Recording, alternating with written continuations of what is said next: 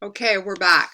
This is the last part. It will be short of the PowerPoint on Introduction to Public Speaking, and we will review kind of what is the speech making process, which kind of will tell you, give you kind of a map of how we're going to go about this course for the next 7 weeks and what it's going to look like and how we're going to kind of the order we're going to go about it. So the first thing that we're going to look at is we'll be looking at how do we analyze the audience? Okay, how do we do that? What does that even mean? How do you know your audience if you've never met your audience? Like, how do you gather that kind of information? Then we'll look at, notice that we don't select a topic of what we're going to talk about until we know who we're going to talk to. And then we'll figure out what's the purpose of our speech. What are we after? Are we just after giving information, providing information to people, or are we actually trying to persuade them to do something? And then we need to figure out from there, what is our thesis statement? Let's move back here to selecting the topic. In that selecting the topic, once you know your audience, there's a lot of brainstorming involved in that. And we'll talk about how to do that as well. Thesis statement is your overall goal, your overall message of your speech. Then from there, you're able to develop your main points. You actually should be able to gather some of your main points from the work you did selecting your topic, the brainstorming that you did from your topic. You should be able to come up with your main points. Sometimes the development of your main points happens before you actually get your thesis statement. So these are actually can be interchangeable. Gathering supporting materials, that's all the details, that's all the stuff, is how you're going to back up your main points. How are you going to build? It's like the meat and potatoes of your speech. So you have these main points and they're kind of your skeletal hanging things, but like, what are you going to hang in there? What are you going to put in there to make the speech engaging and interesting? The details are actually the most interesting parts of the speech.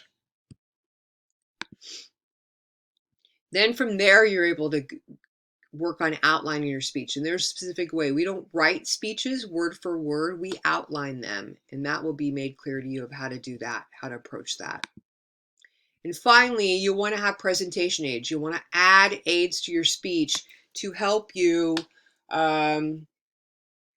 make your speech more interesting, to engage your audience, to make things clear that aren't clear, right? To provide clarity, to provide interest, to engage your audience. We'll talk about that as well. And then finally, the last thing you want to do is you want to practice your speech. You want to practice your speech as much as possible. The more you practice your speech, the more you know your speech, the more your confidence is going to build as a speaker. Me as a person who does teaching for a living, who's doing, I'm not doing speeches, but I'm teaching, I'm up there giving that information. I still practice. I still look at what am I going to talk about today, right? And if I'm giving a speech, like when I've talked about when I do my Wolf education talks, I actually practice out loud how I'm going to say it.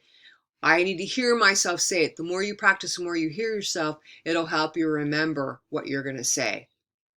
And that'll be more clear when we talk about outlining of what you're going to put in that outline. Okay.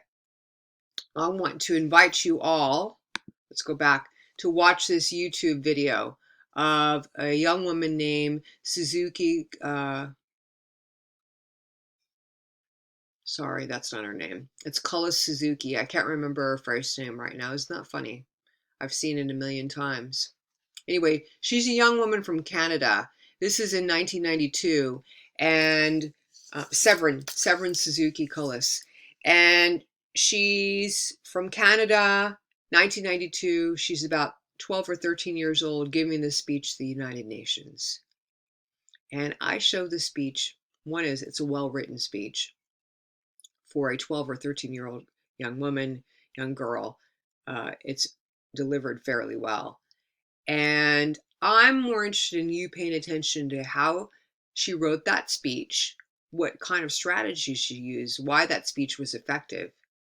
And we're not going to do an analysis, but you do your own analysis of it. Why was it good? Was it powerful? You'll find that it's still, unfortunately, still works for today's world. It's still happening today, all the things that she's talking about. still relevant for today. But watch the speech, because it will also show you that I don't think anyone in our class is 12 or 13 years old, and she's doing this, and you're totally capable of doing this, class. So I thank you for your time, and I'll see you in the next video. Take care.